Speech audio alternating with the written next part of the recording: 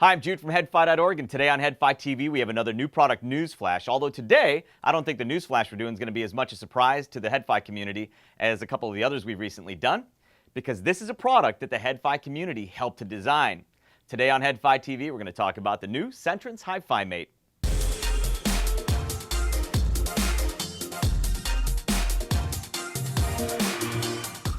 Now, before we get into the HiFi-M8, I wanted to take a moment to discuss CEntrance and its history with the HeadFi community, which actually goes back further and quite a bit deeper than I think a lot of people realize.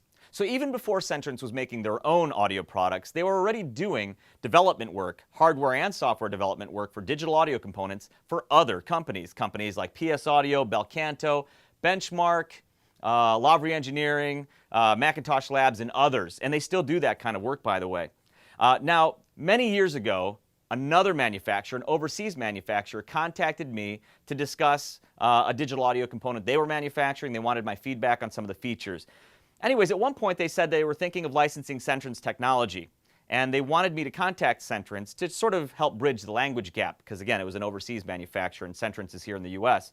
And so I called CEntrance on their behalf just to ask about licensing, procedures, costs, and the like. And I ended up talking to Michael Goodman, who's the founder of CEntrance.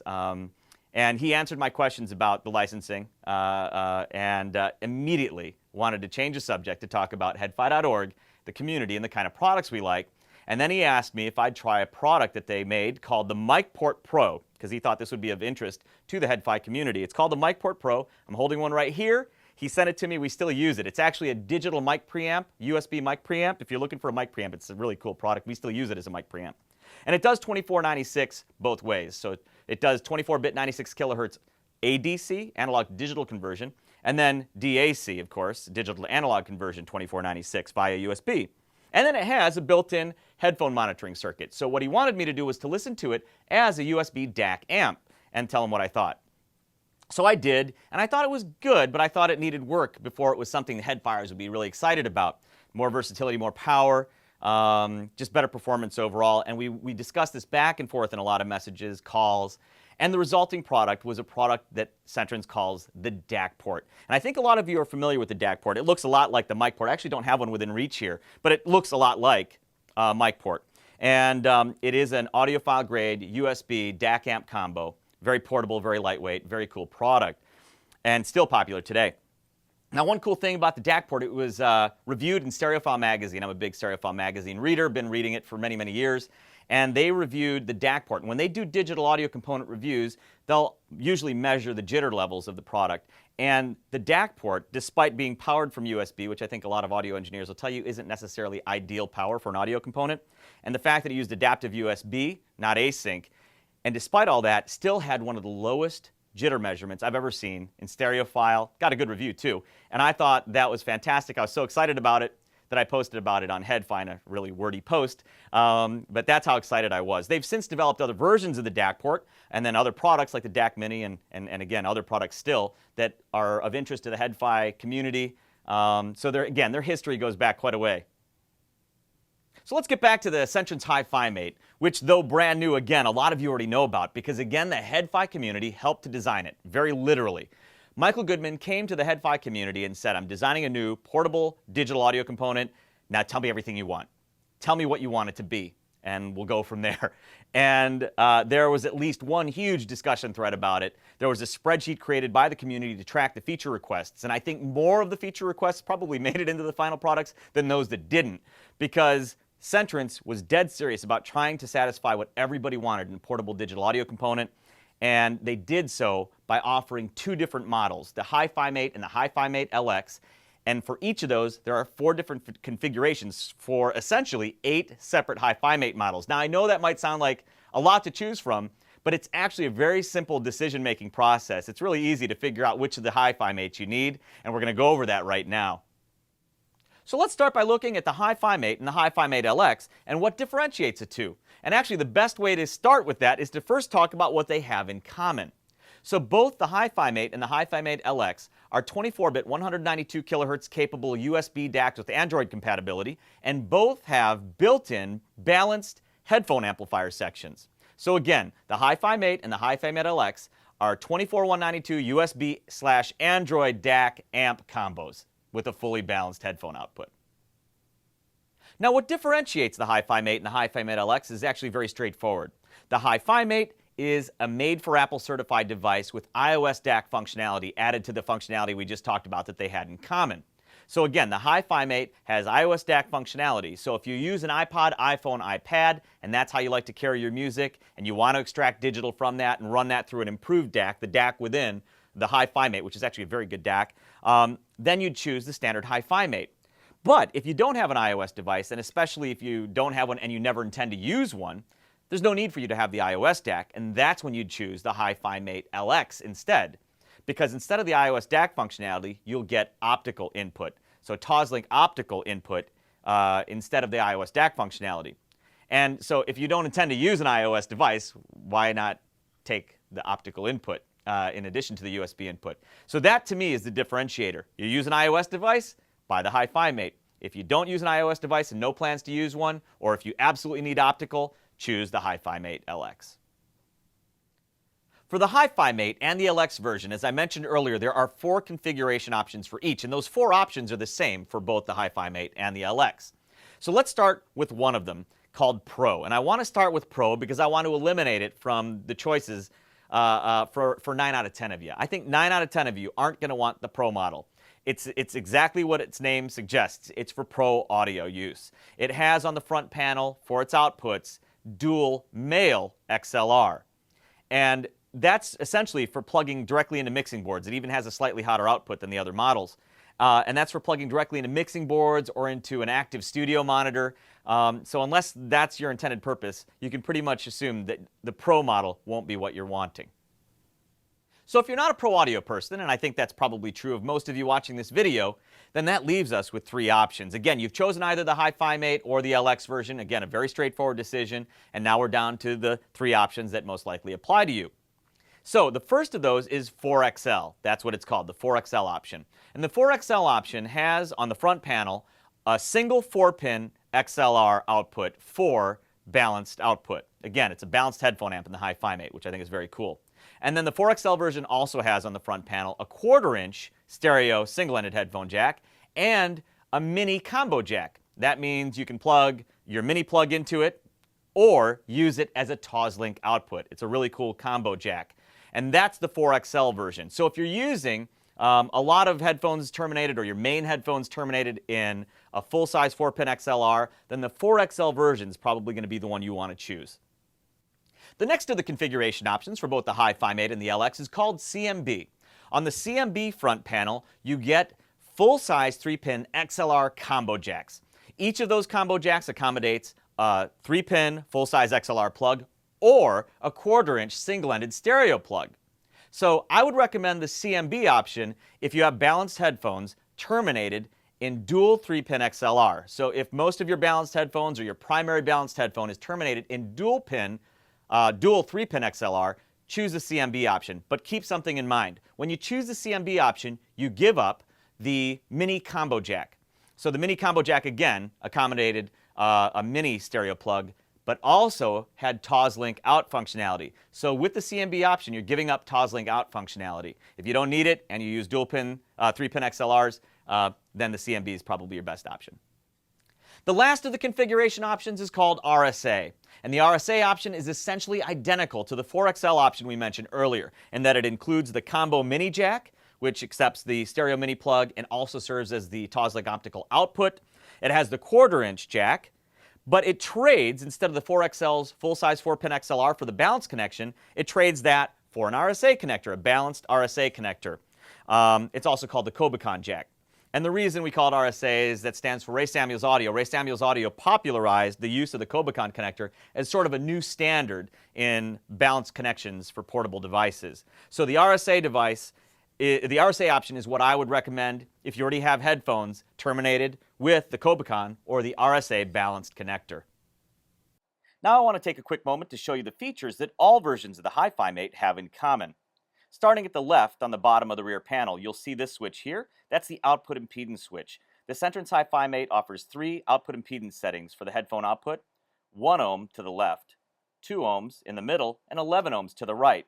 Now, I'm not going to try to generalize what the effect is going to be sonically for you because it's going to vary from headphone to headphone. With some headphones, you'll have barely any effect at all. In other headphones, you might have a more pronounced effect. Like anything else in audio, what matters most is how it sounds to you, so experiment with it and see what you think. The next switch over is the gain switch. Of course, low gain to the left, middle gain to the middle, high gain to the right. Now, low gain is what I'd recommend for use with sensitive in-ear monitors and other sensitive headphones. Middle gain will probably work with most of your portable over-ear headphones. It's also where you want to set it if you want a line level output from the CEntrance HiFi-M8.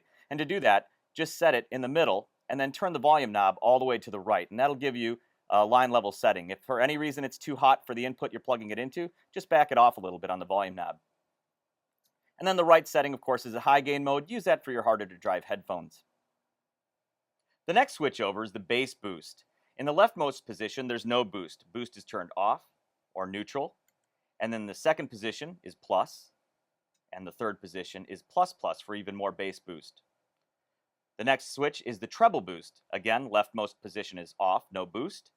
Plus and plus plus for even more treble boost. The nice thing about the bass and the treble controls on the CEntrance HiFi-M8 is they have absolutely no effect on the mids, which is fantastic. The last switch is both the power switch and the input selector switch. In the middle setting where it's at now, the CEntrance HiFi-M8 is off. Move it to the left and you select the USB input for USB DAC functionality. All the way to the right and you're selecting the other input, which on the HiFi-M8 is the iOS DAC input. On the HiFi-M8 LX, that would be the optical Toslink input. And again, in the middle, you're off. Now you'll see these lights blinking while I was moving the switch. This, with the lightning bolt, is actually the charge indicator. That light is lit when the CEntrance HiFi-M8 is charging, and then it switches off when the HiFi-M8 is fully charged. And then these three lights indicate charge level. So you can see this one is fully charged or near fully charged. And then they'll go down 3, 2, 1 to indicate a depleting charge level. So now let's talk about how the HiFi-M8 sounds, which is certainly one of its biggest strengths. To me, the HiFi-M8 as a DAC amp combo sounds more like a desktop DAC amp combo than it does a portable one. Because I think relative to any other portable DAC amp I have, it has the most powerful amp section. It's up to 700 milliwatts per channel in balanced output mode. So that's enough power for me to use with headphones like the HiFi-M8 HE6, the HE500, the Odyssey LCD 2 and 3. I haven't tried it yet with the AB1266, the Abyss AB1266, but I would dare to try at that output level. And it also sounds good with the Sennheiser HD800. So as a DAC amp combo, just from the amplifier section alone with that kind of power, it gives you all sorts of latitude. Now, of course, that amp wouldn't make a difference if the DAC stunk, and luckily, the DAC in the CEntrance HiFi-M8 is very, very good. Now, I haven't used it as a separate yet, but just the revealing sound I'm getting from it through its own built-in headphone amplifier is outstanding. Neutral, very transparent, very revealing. So this is a very good DAC from CEntrance. Now, remember I mentioned earlier that in a stereophile review, the Dac Port got a very good review and had one of the lowest measured jitter measurements that Stereophile had published, at least that I'd seen, and that was using adaptive USB. This does use async USB, and it still has the jitter protection circuitry that the Dac Port had. So I'm guessing, at least in theory, it should have even a lower jitter measurement than the Dac Port. So this is probably one of the best DAC implementations that CEntrance has so far done, and it sounds like it to me. It's fantastic. So as a DAC amp combo, I think it sounds wonderful. Remember, though, how the HiFi-M8 sounds can be changed by the tone controls on the back. We went over those earlier. Now, there's the output impedance control, which, again, to generalize the effect of that's a bit tough because it's going to vary from headphone to headphone. But most importantly, when discussing how to alter the sound, you have the bass and the treble controls we also went over, and they're implemented fantastically. The bass, again, only affects bass. The bass control only affects bass, and the treble boost, only the treble. They leave the mids alone, which is what I want a bass and treble control to do, is only have an effect on those regions and leaving the mids alone.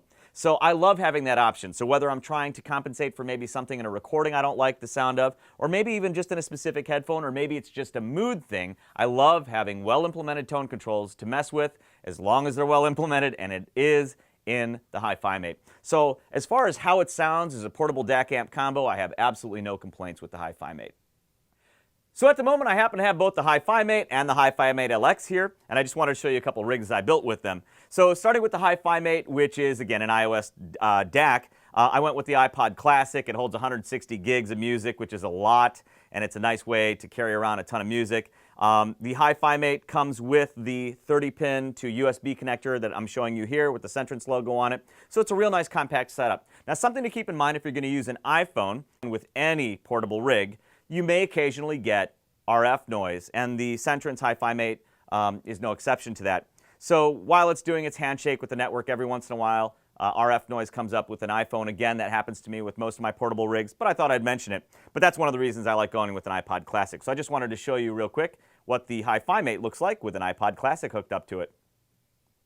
So this is a CEntrance HiFi-M8 and the rig that I chose to build around it. This is a very cool rig.